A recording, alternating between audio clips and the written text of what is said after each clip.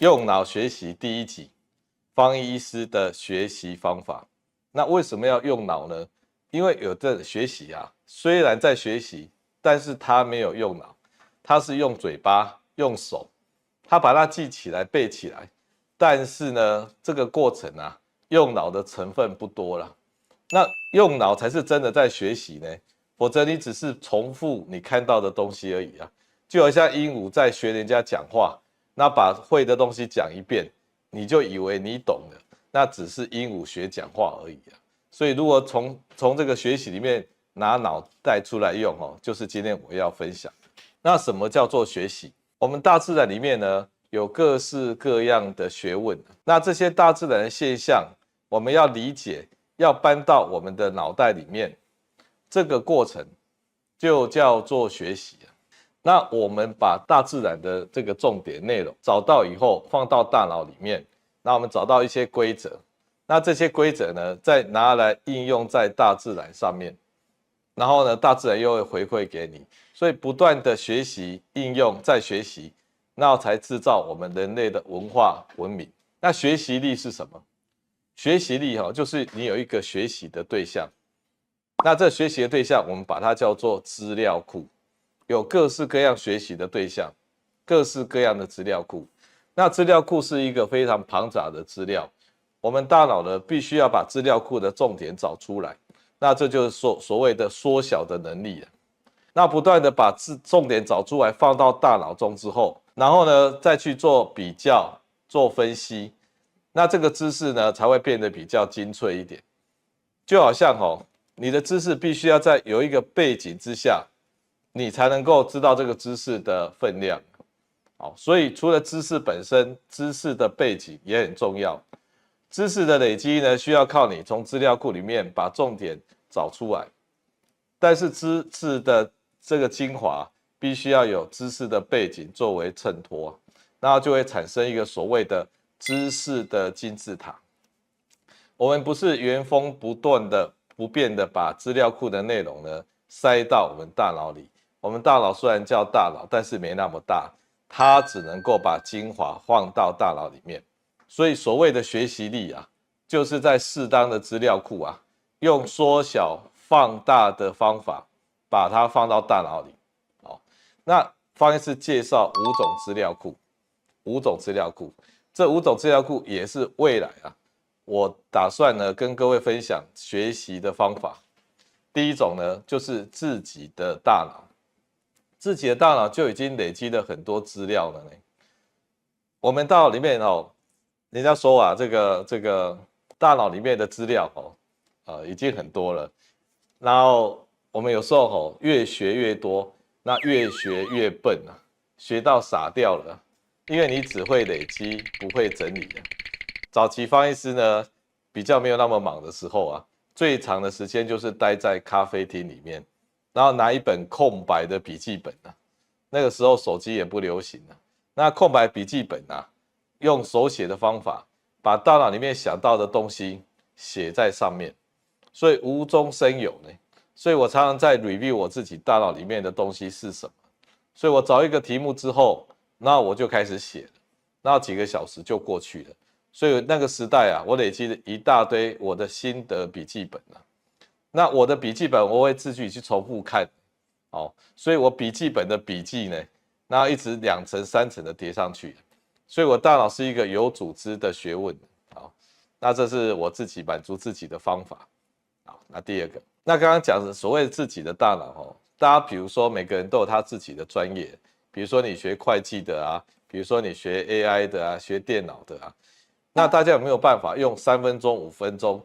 把你学到的那个点的知识讲给别人听，那如果你讲不出来，讲的不是很流利，讲的不是很完整，那就代表你大脑目前的知识状态呢是破破碎碎的。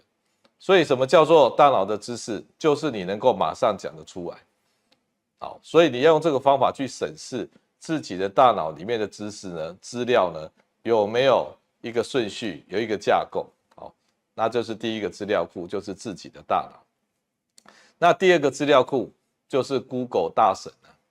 Google 里面呢，真的是无奇不有啊，你什么问题都可以问他，你只要打上关键字，然后就会出现相关的资料。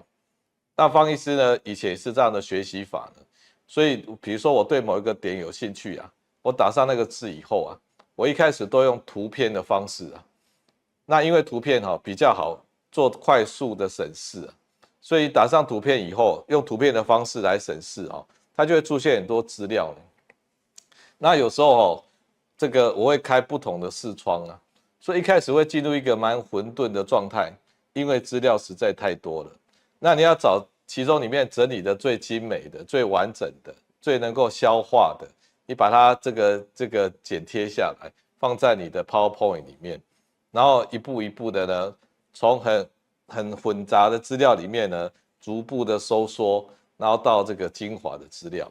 那等到找出这个架构以后啊，其中的细节呢，你再一个一个仔细的去看，所以要从大架构，然后再到细节，这样才不会乱掉。否则，如果你不断的一直散开的话，你是没有办法收缩的，这样就没完没了。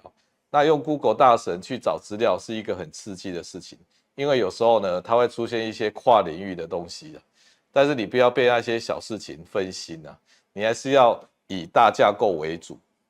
那用图片搜寻呢是一个很好的方法。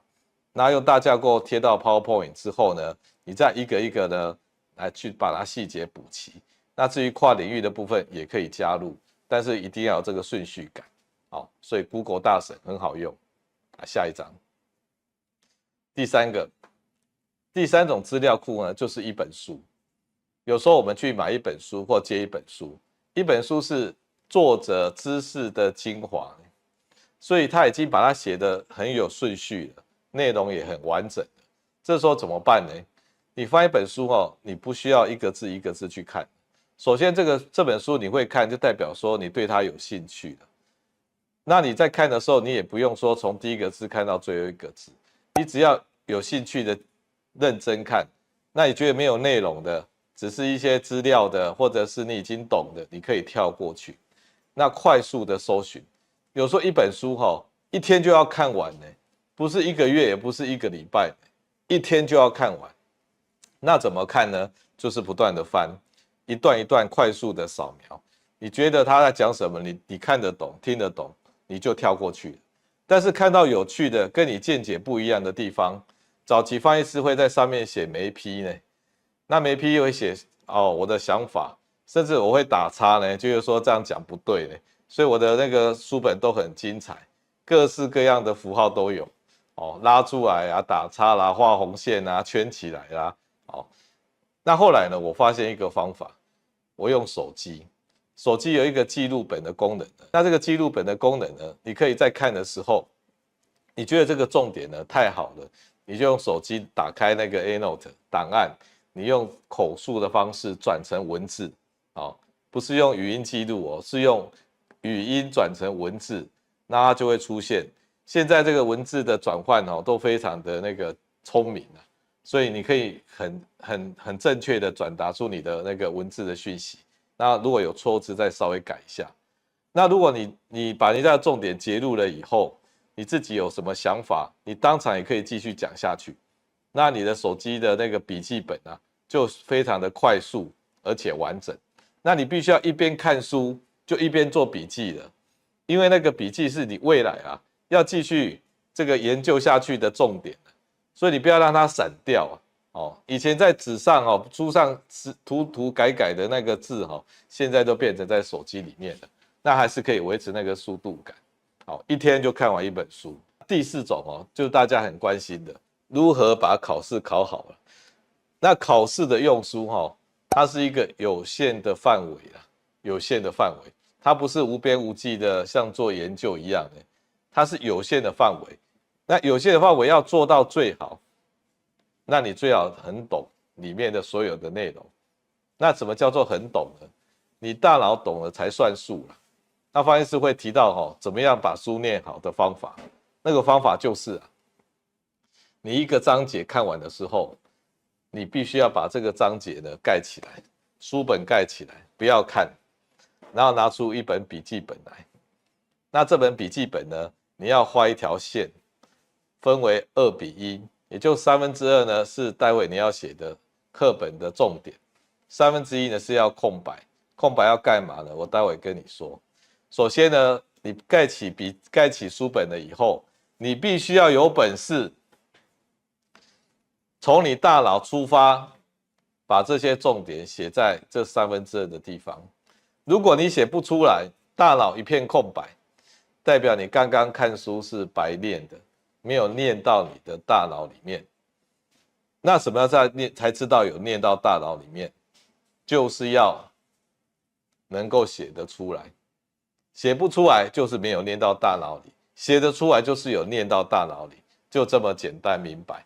那你说没有念到怎么办？那没关系，再回到课本里再练一遍，再练一遍之后再合起来，再去写在笔记本里。如果没有办法直接可以从大脑写出来的话，那就是没有念到大脑里。有人念书像念经一样，然后就一直念，那有没有念到大脑里？没有。所以检验方法就是直接盖住课本，可以写得出来。好，你写完之后，那到底这些知识有没有用呢？上战场就知道，拿出一些考题出来写。那些考题呢，你每一题在写的时候，你必须要告诉自己，我是用刚刚哪一个观念写的。用哪一个观念写，你要很明白呢。你不是说这一题我会写就过的呢，你必须要告诉自己，我是用刚刚我的笔记本的哪一个观念写的。那有时候你会遇到卡关的地方啊，那卡关就代表你那个观念不完整。那怎么办？把那个不完整的地方就要写到刚刚在笔记本留下来的1/3的地方作为注解。那你不断的写1题、2题、3题、4题。你写了30-50题之后，你发现已经很少注解了。你发现题目写的已经顺了，那也不用写完因为你已经都会了，而且都把知识的精华留在笔记本里了。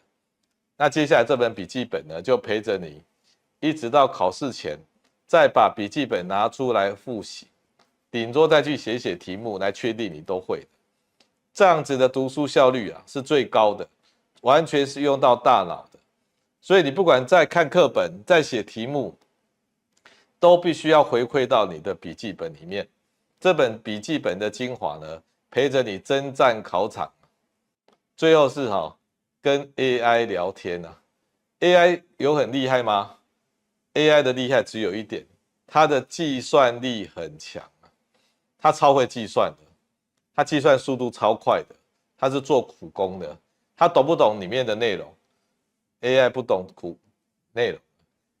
比如说以前那个 Google 会玩那个围棋但是这个 Google 的这个 AI 呢，他连围棋的规则是什么他都不知道，但是他围棋呢是世界第1名。所以 AI 知道它的内容吗？他不知道，但是他很会做苦工。他是一个最棒的超级工具人。以前我们找资料在那边慢慢的找，慢慢的抓重点，慢慢的整理。这件事情呢 ，AI 可以帮助你节省大概100倍的效率。好，但是我跟各位讲你不能滥用 AI 这个工具，否则你连找资料能力都被取代了。找资料也是一种大脑的能力呢。像刚刚方医师说，把 Google 打开。好，6-7个网页，然后一直这样看，用图片搜寻，这个过程就是一个大脑的练习。那现在 AI 帮你取代了，所以不要让 AI 完全取代你，你必须要把大架构、把问题都找好。你把这个找资料的苦工可以部分的由 AI 来帮忙。好，这个是善用 AI 的正确方法，而不是说我今天写一个作业，然后把作业题目贴到 AI 里面。那 AI 就可以去跑出来的，那我就把它剪贴上去，这样你就会变成笨蛋。好，那如果要变成聪明的人呢，自己找资料找大纲，找好之后一些细节，你懒得找了，直接由 AI 帮你找。好，比如说第一个登陆月球的是什么科学家什么太空人这种题目 AI 马上找出来给你看。好，这种需要花时间的呢，就交给 AI 来帮忙，你的效率会变很高。但是用脑的工作不要交给 AI 帮忙，否则你会变成一个笨蛋。那方医师最近也用 AI 尝试来学习语言呢。我们常常学语言都学一大堆我们不需要讲的话。那比如说我们常常讲什么话？比如说你今天去一个国家，那你要订一个餐厅，那你要跟 waiter 说，我需要4个人的位置。那这句话怎么样用日文说？怎么样用泰文说？怎么样用英文说？怎么样用意大利文说？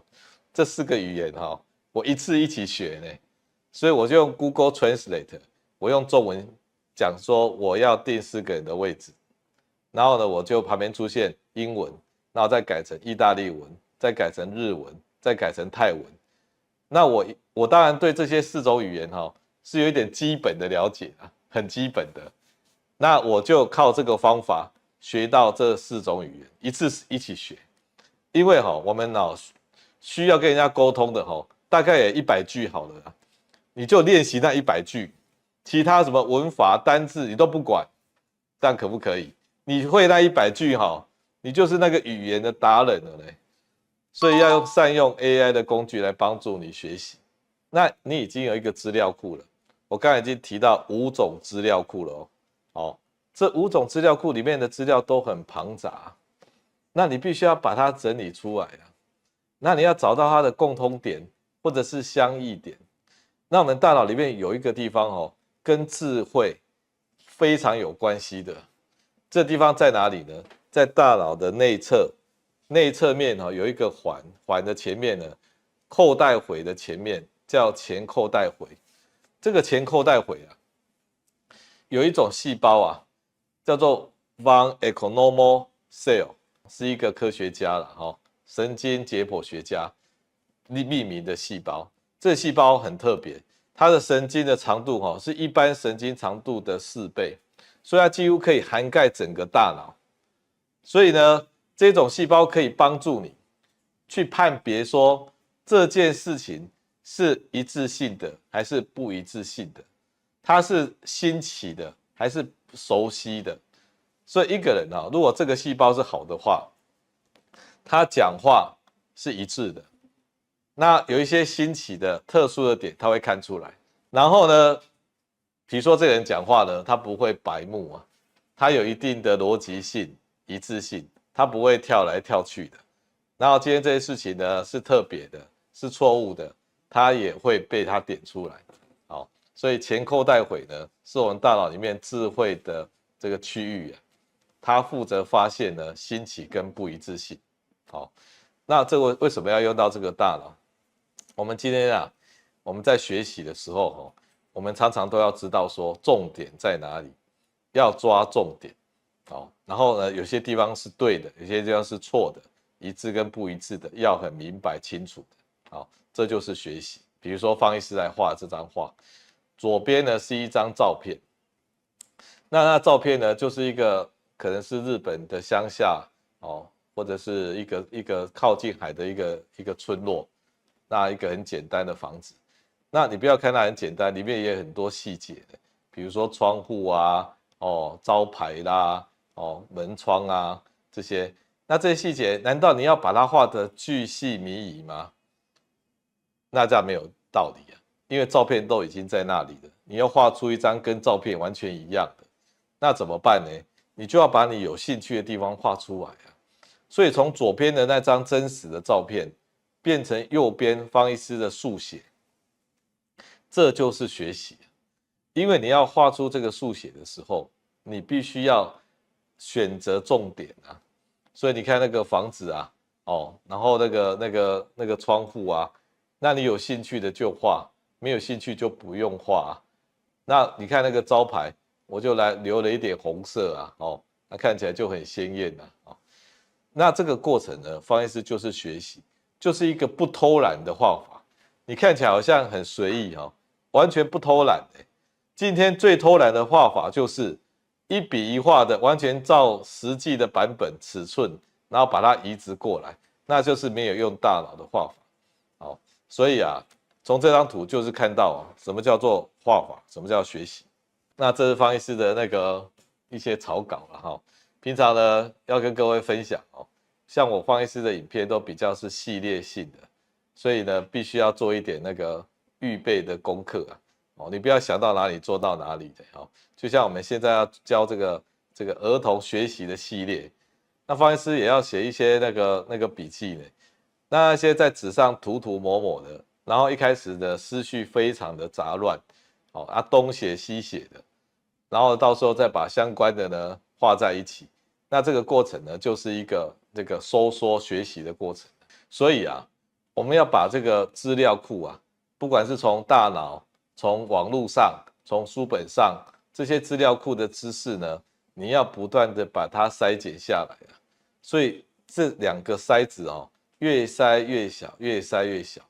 你一开始绝对是很混乱庞杂的，那怎么办呢？你没有关系，你一定要忍受那一种混乱的阶段，然后慢慢的把重点找出来，那恍恍惚惚看到那个重点，然后慢慢的集中，再集中，最后一目了然啊。那这就是学习的过程，一开始都非常的煎熬，但是最后精美的果实啊是非常甜美的。那最后啊，就会产生一个所谓的知识的金字塔。今天不管是你大脑里面的东西，还是书本的，还是网络的，我跟你讲，一开始大家累积一些知识，就以为自己很聪明，因为有一些知识嘛。但其实啊，有一点像是鹦鹉学讲话，复制专家的口吻啊，这样不够好。你要不断的整理，就好像已经经过筛检之后，然后形成一个有架构的金字塔。大脑里面的金字塔呢，就是一个自己版本的知识架构的这个金字塔。这种东西会让你呢越来越聪明，触类旁通啊。什么学问的领域呢，你都可以讲上一些，而不是直接背诵，然后跟人家讲的。那大家都要去建构自己大脑的金字塔，因为这件事情非常的重要。这件事情跟 AI 不同的地方是 ，AI 做苦工，所以他很会找到资料，甚至他已经有能力把它弄得有架构，但是他完全不晓得在干嘛。我们人类没办法做那一种苦工，但是呢，我们人类呢是有这个知识的架构的。如果你只是堆积资料的话呢，你会远远的不如 AI 啦。未来我们被 AI 取代就是那一种只有堆积资料而没有消化资料、整理资料的人会被 AI 取代，这样大家可以理解吧？所以我们不要去做那一种无谓的堆积资料的学习方式而是要开始善用我们大脑的优势我们是可以理解我们在做些什么事情的。如果你没有办法这个做这一套体系你只是白费功夫去模仿 AI 而已而不是 AI 模仿你那方医师说最后就要做到2000多年前孔子讲的知之为知之啊。你今天的一个讯息你要把它 download 下来，你放在你的大脑里。你今天不管从网络上看到什么影片就好像今天方医师讲的东西或者是你看到什么 YouTube 的影片或者是看到什么书本上讲的新闻上报的你都只是把它暂存而已。记住那只是暂存而已你必须要把这个暂存的资料跟你自己大脑里面原本的知识金字塔做比较，能够消化吸收的养分继续堆叠上去。然后呢，这个跟你有冲突的、不对劲的，你要去搞清楚到底发生什么事情。你不能够只是把它搁在那里否则家里就像垃圾场一样，资料越堆越多，你反而会变得越笨所以你要让你这个大脑能够跑得动，你绝对不能一直堆积垃圾资料，你要跟你原本的知识架构做结合。你要去想想看，这资料跟你以前学的有没有什么是一样的，有没有什么是不一样的可以吸收就吸收，那不能吸收就放弃，这样才是对的。那这叫知之为知之那接下来就是不知为不知那不知为不知是什么？你在这个求学的过程里面你一定会有很多疑问那大家只喜欢把重点截录下来，那看到一副自己好像是专家，那一种专家在方医师看来也只是普通的专家。真正的厉害的顶尖的专家他在大脑里面已经不是只有纯结论了，是纯问题啊。所以最顶尖、最厉害的专家，他有一大堆疑问，我不晓得为什么会这样，不晓得为什么会那样。你不要以为这种人什么都不晓得，是因为他大部分都已经晓得了，但是他产生那些问题是真的没有办法解决的。所以我们脑袋里面呢，要常存问题啊，不要只存答案啊。如果你脑袋里面全部都只有答案你是变成封闭性的专家，封闭性的，已经进不来了，门都关了。你必须要打开你的那个门窗，你要很多问题，这些问题呢，常常放在心里面。有一天你看到一些新的资料会不小心顿悟啊。所以成长型的专家让你的智慧可以再往前走的就是心里面存有问题，保留那个问题。所以孔子说知之为知之，不知为不知是知也所以重点你知道什么，你必须要很明确能够讲出来的才算是知道讲不出来就不算所以费曼美国的物理学家说，你到底懂不懂物理？如果你懂得物理什么叫懂？你去跟一个小孩子讲到他懂，就代表你真的是懂那个物理那叫做这个知之为知之那你必须要更进一步，你对于这个物理你有什么疑问？你有觉得什么是很特别的、好奇的、不解的？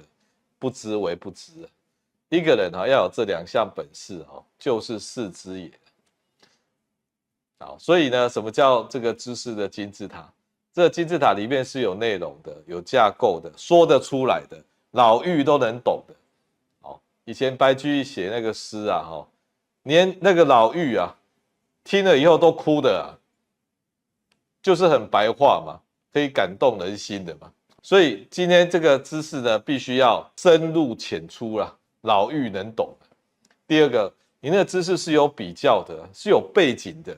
那知识是在什么范畴里面出现的，这个你都要知道你不要以为你就是都懂了，你懂的范围在哪里？那背景资料是什么？所以在有比较跟问题当中你的知识就会更发光发亮。以上就是方医师准备展开的这个儿童学习的系列。现在儿童越来越少，但很多学校都招不到学生了。这个在上课的时候很多人也都没有那个真心在听，都在上网，因为网络上教的资料呢比老师讲的更好更多那老师也没有管了，反正老师拍成影片，大家回家呢就看着影片学习。这种自我的学习很好但是大家切记我们现在有一个很厉害的竞争者，就是 AI 找资料一流的。那 AI 跟人类学习的差别就在于我们是用脑学习的，那它是用计算力学习的，完全不一样。那我们要成为下一个世代不要被淘汰的人我们必须要持续的用脑学习。那学习力是什么？就是在一个资料库里面，如何把它找出重点，然后做这个资料的整理比较，让它发光发热，这就是学习。那接下来呢，我会在不同的资料库的学习方法呢，进一步的分析，进一步的分享大家拭目以待。那希望大家能够持续进步，谢谢各位。